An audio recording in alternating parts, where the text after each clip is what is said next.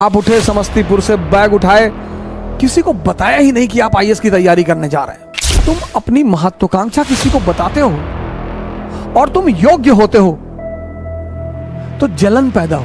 वही के लोगों ने आपको गाली दी है, बचपन में चुनौतियां दी हैं, आपको ताना मारा है कि कुछ नहीं कर पाओगे, तो आपने 3 बीघे में मकान बनवाया गांव में, कोई नहीं रहता। जीवन में तुम्हारी योग्यता तुम्हारी सबसे बड़ी दुश्मन होगी, उसको छिपाना है। जितने हमारे युवा भाई हैं, जब भी आप बाहर निकले, तैयारी करने के लिए निकले, पढ़ने के लिए निकले, बाकी सारे दरवाजे बंद कर दें। इस दुनिया में मजा क्या है सर? विरोध का होना, विरोध विरोध। जितना तुम्हारा विरोध होगा उतने तुम्हारे उभरने की संभावना बढ़ जाएगी। Mature people never fight on double front. समझदार जो लोग हैं, सारा राज समझदारी का है। इसीलिए तो राम जंगल जा रहे हैं, तैयारी करनी है। कुछ लोग आईएएस की, अगर आप बड़ी बड़ी तैयारियां कर रहे हैं, गौर से सुनिएगा इस बात को, अगर आप जीवन में बड़ी बड़ी तैयारियां कर रहे हैं और हर फ्रंट पे लड़ रहे हैं, किसके रिश्तेदारों ने, किसके पट्टीदारों ने किसको खुश रखा है? हां, जब आप ऊंचाई में पहुंच जाएंगे तब ये लोग भाग कर आएंगे। दुनिया में 3 लोगों के बिना आप नहीं रह सकते और 3 लोगों के साथ नहीं रह सकते। कौन है वो 3? पहला है आपके दोस्त, दूसरे हैं आपके पड़ोसी और तीसरे हैं आपके रिश्तेदार। इन तीनों के बिना भी आप नहीं रह सकते और इन तीनों के साथ भी आप नहीं रह सकते। इन तीनों से अपने आप को बचाना ही योग्यता है। आप उठे समस्तीपुर से, बैग उठाए, किसी को बताया ही नहीं कि आप आईएएस की तैयारी करने जा रहे हैं, बताया ही नहीं, आपने चर्चा ही नहीं की। अगर किसी ने पूछा कि दिल्ली जा रहे हो, हाँ वो इन्फो जॉब लग गई है, ऐसा ही जॉब लग गई है। बेंगलोर जा रहे हो, हाँ इन्फोसिस में जॉब लग गई है। जब तुम अपनी महत्वाकांक्षा किसी को बताते हो और तुम योग्य होते हो तो जलन पैदा होती है। यह मानवीय प्रवृत्ति, ऐसा नहीं हमारे में होती, तुम्हारे में होती, सब में होती है।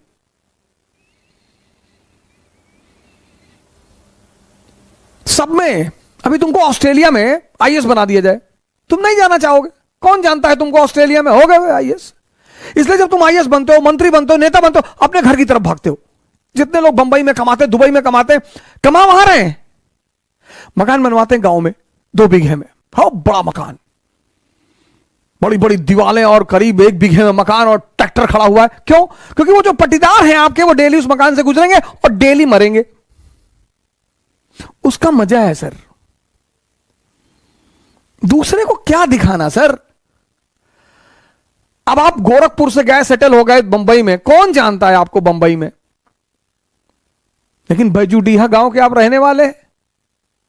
वही के लोगों ने आपको गाली दी है, बचपन में चुनौतियां दी हैं, आपको ताना मारा है कि कुछ नहीं कर पाओगे, तो आपने 3 बीघे में मकान बनवाया गांव में। कोई नहीं रहता, कोई रहता ही नहीं, इतना बड़ा ताला लटका है। लेकिन पूरा गांव जब उस मकान से सामने से गुजरेगा तो डेली मरेगा कि बहुत पैसा शुक्लवा कमाए, तस्करी उस्करी करता होगा। दुनिया में तुम 3 लोगों के बिना नहीं जी सकते और तुम 3 लोगों के साथ नहीं जी सकते। इनको अपनी महत्वाकांक्षा कभी मत बताओ। अगर तुम योग्य हो, ये तुमसे चिढ़ेंगे। कृष्ण को देखो, बलराम मजाक उड़ाते, सगे भाई हैं। गोरे नंद जसोदा गोरी, तुम कत श्याम शरीर। तुम्हारी मां भी गोरी, तुम्हारे पापा भी गोरे, तुम काले हो, तुम इनके बेटे हो ही नहीं।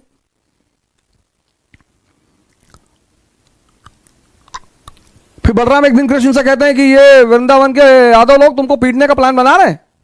बोले क्यों? बोले तुम इनकी बीवियों के साथ नाचते हो, पीटेंगे नहीं?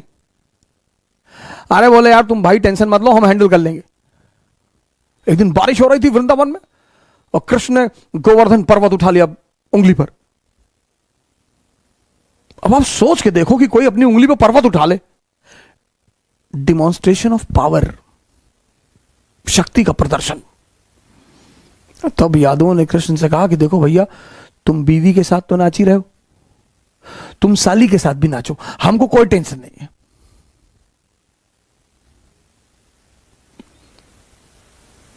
जीवन में तुम्हारी योग्यता तुम्हारी सबसे बड़ी दुश्मन होगी, उसको छिपाना है। 98% लाना योग्यता नहीं है। वो सेल टैक्स कमिश्नर थे लखनऊ में, सुसाइड कर लिया, 2-3 दिन पहले की बात है। योग्यता है इस दुनिया को हैंडल करना। एक साहब है हमारे मित्र, कहते हैं तुम नौजवान क्रांति चला के सबको बचा लोगे। हमने कहा हम तो बचा लेंगे। नहीं नहीं, तुम्हारा क्या मकसद है कि तुम कोरोना से कोई मरता नहीं है? कि मरते तो लोग टिटनेस से भी हैं। मरने का क्या है? शुगर ज्यादा बढ़ जाए आदमी मर जाए, दूध ज्यादा पी ले डायरिया हो जाए मर जाए। मौत को तो बहाना मांगना है ना, उसे तो बहाना चाहिए।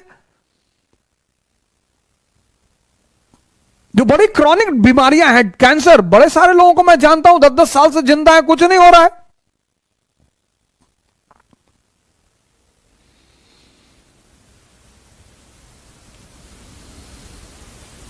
मैच्योर जो लोग हैं ना, मैच्योर, वो 2 फ्रंट पर कभी नहीं लड़ते।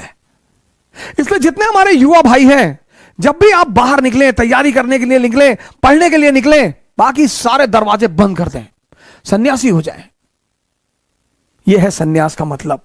सन्यास का मतलब यह नहीं गेरुआ पहन लिए हरिद्वार भाग गए, वो भगोड़े हैं, वो भगोड़े हैं। सन्यासी बन जाइए, दिल्ली आइए, इलाहाबाद आइए, बेंगलोर आइए, हैदराबाद आइए, सन्यासी बन जाइए। कोई आपसे कह रहा कि दिमाग खराब है तुम्हारा, तो आईएएस कभी नहीं बनेगा तू। जी भैया, हम तो भैया ऐसे ही चले आए भैया, हम तो एनसीईआरटी पढ़ने चले आए भैया, हम थोड़ी आईएएस बनेंगे भैया। और जिस दिन आईएएस बन जाओ उसी आदमी को पहले बुलाओ कि क्या हाल है तुम्हारा, क्या कह रहे थे तुम? अरे भैया हम तो ऐसे ही कह रहे थे भैया, हमारी तो अम्मा कहती है हमारी शक्ल कुत्ते जैसी। बिल्कुल सही कहती तुम्हारी अम्मा। इस दुनिया में मजा क्या है सर? विरोध का होना। विरोध विरोध, जितना तुम्हारा विरोध होगा उतने तुम्हारे उभरने की संभावना बढ़ जाएगी। विरोध मुर्दे का नहीं होता सर, चाहे जितना बड़ा अपराधी हो, जब मरता है ना तो दुखी होते हैं लोग। तुम्हें पता करना है कि तुम जिंदा हो कि नहीं। अगर तुम जिंदा हो तो लोग तुम पर हंसेंगे, अगर तुम जिंदा हो तो लोग तुम्हारा विरोध करेंगे। ये सब जिंदा होने की निशानियां हैं सर। गलत जो भी है सर उसका विरोध करिए, लेकिन समय पे करिए। समय का सिद्धांत अगर आपको नहीं पता है ना, अब कृष्ण अगर जेल से निकल सकते हैं पैदा होते ही, और कंस के राक्षसों से लड़ सकते हैं, तो पैदा होते ही अपने मां बाप को भी तो निकाल सकते हैं। नहीं निकाला। समय का सिद्धांत पता है सर। हमारे बहुत सारे भाई बहन हैं जो समय से पहले लड़ना चाहते हैं। नहीं सर,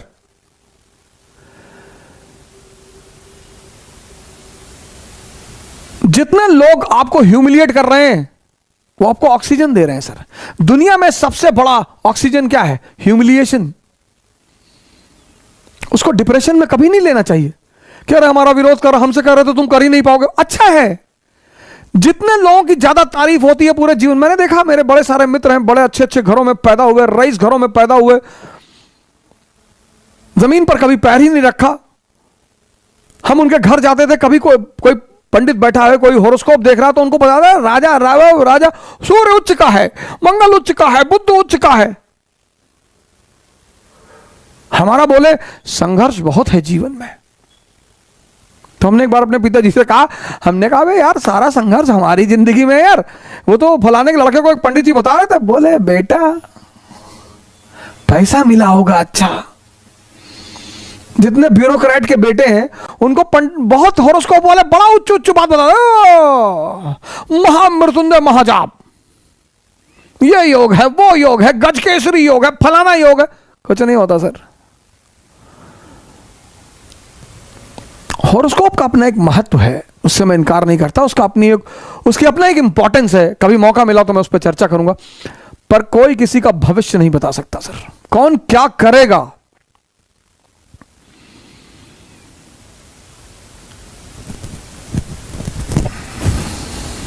राम को तो पता ही नहीं कि उनकी पत्नी को उठाया जाने वाला है।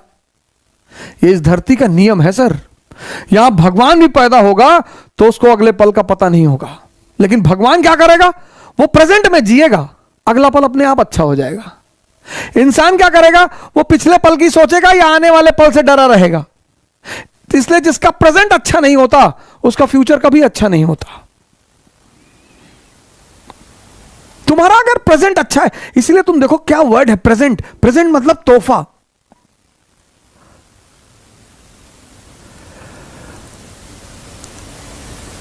Present tense. तुम अपना प्रेजेंट अच्छा कर लो, तुम्हारा फ्यूचर 100% अच्छा होगा, क्योंकि तुम्हारा फ्यूचर बनेगा किससे, तुम्हारे प्रेजेंट से। मेरे बड़े सारे मित्र मुझे मैसेज करते हैं, कॉल करते हैं, पढ़ाई नहीं हो रही, ये नहीं हो रहा। तुम समझ ही नहीं पाए, तुम्हारे पास इतना बड़ा तोहफा है, हटाओ इसको दुनिया से।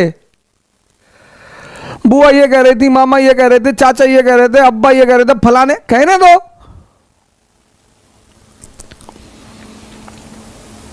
तुम्हें एक बार सन्यास लेना पड़ेगा। राम को लेना पड़ा, मोहम्मद को लेना पड़ा, जीसस को लेना पड़ा, बुद्ध को लेना पड़ा, महावीर को लेना पड़ा, जनक को लेना पड़ा, कृष्ण को, तुमको भी लेना पड़ेगा अगर तुम महान बनने का सपना देखते हो तो। अगर तुम्हें नौकरी की तलाश है, तुम अगर सिर्फ नौकर बनना चाहते हो कि ना भैया एक नौकरी हमको मिल जाए भैया, हम शादी कर ले भैया, हमको जो है बस एक बीवी मिल जाए और पिंटू चिंटू मिल जाए भैया, और हम 2 BHK फ्लैट, हम ज्यादा नहीं सोचते भैया। हमारे एक मित्र हैं, हमसे कहते कि हमें हवस नहीं है पैसे की, हम पैसा नहीं कमाना चाहते। हम कहते तुम कमा भी नहीं पाओगे, दम चाहिए बाबूजी।